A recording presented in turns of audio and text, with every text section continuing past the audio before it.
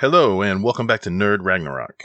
In today's video, we're going to be looking at the top 10 reasons why Mugen is awesome. Samurai Champloo was a truly great show. It featured a trio of really outstanding main characters, and though they were all really well written, they all had their endearing and intriguing facets. When it comes down to it, Mugen was the best. All of the leads go through change, but Mugen has the broadest story arc. Interviews with the creators of the show tell that Mugen was originally envisioned as the main protagonist, with Jinn being added to the formula later in order to provide some contrast so as not to make the show one-dimensional. So Mugen is the dynamic hero, and Fu and her goal to find the smelling of sunflower samurai, that's his purpose. The purpose of his hero's journey. Jinn, he's the foil and the rival that changes little by comparison overall in the story. I'd go so far as to say that Mugen is one of the best characters ever in that entire genre. For these reasons, today's video features the top 10 reasons why Mugen is awesome. Mugen's attire could be best described as just woke up and went outside to check the mailbox. It consists of a ratty, untucked gray t-shirt with a red short-sleeve jacket that looks like the medieval Japanese version of a Hawaiian shirt. His bottom half is equally dressed down, wearing dark cutoffs that began their life as hakama pants, but now resemble loose-fitting Bermuda shorts. And on his feet, he wears Japanese Geita wooden sandals. Mugen's appearance is emblematic of his personality. In a world of neat, sharply dressed samurai and soldiers, he looks much more like the peasant and the criminal that he really is. I think most of the women viewers out there know what I mean when I say dirty sexy. That sure helped a lot. Who said I did it for free? Huh? What do you want? What do you got? It's the ultimate coolness of so not giving a crap that this extends to your slovenly wardrobe and casual attitude about personal hygiene, yet somehow you make it work. Prominent examples of this phenomenon include the X-Men's Gambit, Johnny Depp as Captain Jack Sparrow, and Amy Winehouse. As we all know, who are these guys? It's my theme music. Every good hero should have some.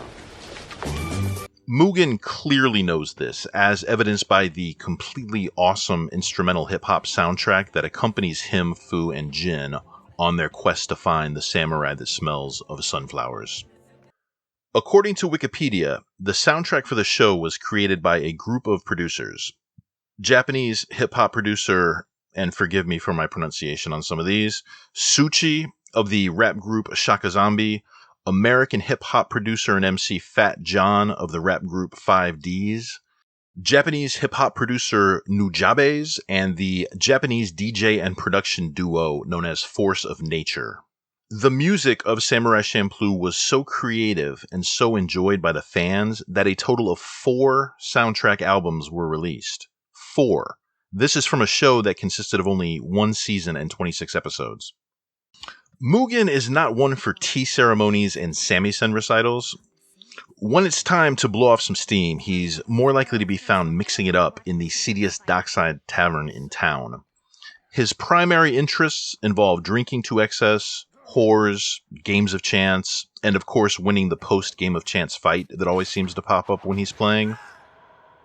Quick reminder to like and subscribe. This is a fledgling brand new channel, just getting started, and it really helps us out a lot. Mugen thoroughly despises authority of any kind. If I were you, I'd apologize. When someone talks to me like that, it kind of pisses me off and I want to resist even more. He definitely fits into the live and let live philosophy, and he tends to strenuously avoid any dealings with the law and the government. So the power you're talking about is the power to control other people, is that what you're saying? Yes, what's your point? My point is, that's all a bunch of bullshit. I don't want to rule or have anyone rule me! His anarchic behavior has its origins in his childhood, having grown up in the lawless and often violent Ryukyu Islands. In and out of trouble for virtually his entire life, Mugen spent time as a vagabond, a pirate, and a prisoner. He found being incarcerated so violently unbearable that later on it led him to attempt suicide by jumping off a cliff into the ocean rather than being locked up again. His independence and fierce sense of personal freedom is exemplified. Are you ready to grovel at my feet and beg for forgiveness? If living means bowing down to the likes of you bastards, I'd rather die on my feet with my head held high. Mugen is extremely competitive and will take on any and all challengers, sometimes to his own detriment. Forget all that formal crap about coming at me one at a time. I'll take all you bitches on! In fact, the entire reason the show happens and the trio teams up is Mugen's inability to allow anyone to be thought of as a better fighter than him. And true, it takes two to tango, and Jinn shares a lot of this same problem, but we'll save getting into that for if we ever do a Jinn top 10 video. That man's name is... Jinn. Huh? That's right, Jinn. Gosh, I hope you find that... What's his? Jinn. Oh, yeah, that's right. That guy. Jinn. On top of Mugen's ongoing rivalry with Jinn, he is prone to gambling and dueling anyone else he encounters that he deems a stronger fighter. True to his ultra-competitive form, he's also a very sore loser and will go to absurd lengths to redeem himself after suffering a defeat. Mugen's highly unorthodox sword-fighting style looks like he's breakdancing half the time. Despite being an accomplished warrior, he never had any kind of formalized training, instead employing street brawling, agility, and a very Jeet Kune Do kind of sensibility. He seems to take the useful, purely utilitarian techniques from any and all martial arts, discarding all the formal garbage and making up the rest on the go. This makes him a supremely unpredictable opponent. It also helps that Mugen, though untrained, is a natural prodigy at fighting. He has a knack of learning things very, very quickly, often picking up an opponent's moves on the fly in the midst of a fight and using it against them. His main weapon is a sword with a curved blade, similar to a Japanese katana, but with large protruding fang-like prongs on the guard. Mugen refers to it as his Typhoon Swell sword. Additional weapons include a Tanto knife hidden in the sword's scabbard, as well as steel soles on the bottom of his wooden Geita sandals. Mugen frequently uses these odd contraptions to block incoming sword blows. Now that sounds silly to say, but when you see it paired with his breakdance style of fighting, it actually makes sense.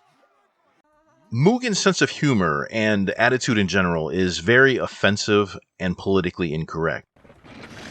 Look at the dumb broad, she's out cold.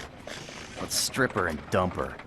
Many of his jokes seem not only insensitive, but even outright designed to offend the sensibilities of the delicate and easily shocked. I am sure one day things will change and people here will not be so tight-assed. Like anybody's gonna be able to relax their ass with you around. Mugen, throughout the series, hardly will ever let an opportunity pass to offend someone. I need to buy a woman. Huh? Do you really think he's gonna go buy some woman? Well, you know, I was getting suspicious. You ever seen him check out a girl? So who cares? That's a pretty good sign he's queer. No way! Well, at least now we know what team he's playing for. Now, especially in today's post-Me Too era, his brand of unwoke humor would get a lot of flack. His comedic repertoire includes rape jokes and gay bashing.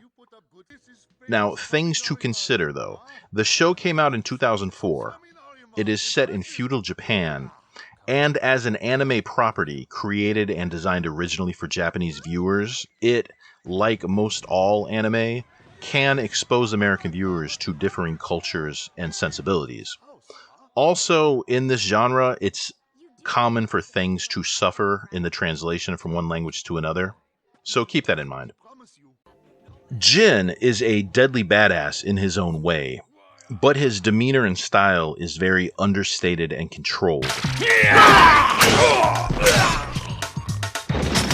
While this attitude might suit some fans, with Mugen at his side you get such a wonderful contrast. Together, they represent the ultimate yin and yang, two sides of the same heroic coin. Ostensibly, the only thing keeping them from finishing their duel to the death that they almost concluded in episode 1 is their obligation to help Fu on her quest. In spite of this, the audience knows that they respect each other and see them working really well as a team. We also know that deep down, they actually like each other and grow to become friends. What makes them, Fu included, such an effective team is they complement each other's weaknesses, filling in the missing pieces and making them stronger together than separately. Fu and Mugen definitely have a will they won't they vibe going on throughout the series. Their attraction to each other and developing feelings are never really made explicit. It's definitely all in the subtext. Some fans of Jinn even ship him with Fu and try to point out how they were supposed to have gotten together. It seems, at least to me, pretty clear that Fugen is the real deal. Let's just look at this issue from an analytical point of view. First, we've already discussed the original writer's intention that Mugen was the primary protagonist and Jinn kind of a tacked-on afterthought. In episode 1, we see Mugen saving Fu from getting her fingers cut off. Jinn hasn't even met these two yet. This rescue scene kicks off a long string of times in which Mugen comes to the rescue of Fu. Jinn, by way of contrast, never rescues Fu by himself until all the way at the very end in episode 26 when Mugen is prevented from doing so. As another example, we'll look at another moment early in the team's association. Episode 5, Mugen sees Fu hanging out with an artist and says, rather jealously, What the heck are you up to now? Look who's talking. What's up with you and Loverboy there? You've got it all wrong. You see, I am here for a modeling job. Later that night, he asks Jinn, where is she? Jinn, busy playing chess, is massively unhelpful. The following morning, Mugen goes looking for her to the artist's studio, and it's a good thing too, as Fu had been kidnapped. So Mugen does the hero thing and runs all across town to save her. For this, he gets very little in the way of thanks or credit, and meanwhile Jinn still playing chess. Mugen is in his late teens, they say around 18 years old. He spent his entire life scraping by, literally fighting to survive. This has left him zero time to develop any social skills or much in the way of emotional maturity. His feelings for Fu were strange and foreign to him, and even though he never ended up acting on them in the series, he thoroughly expressed them with his actions, constantly putting his life and well-being on the line for her. With both Fu and Mugen suppressing their feelings for each other, it resulted in an extremely subtle romance. And that was what made the show so perfect. If you're into action and violence and samurais, the show has definitely got you covered. But also, if you're into romance and character interaction, Samurai Champloo is all about that as well. For this, and all the other reasons mentioned, it's clear to see that Mugen is truly awesome. That does it for today's video, guys. Thanks for going on this journey with us. Let me know how you liked it in the comments section, and also please don't forget to like the video and subscribe to our channel as we bring you more thoughtful and intriguing content in the future.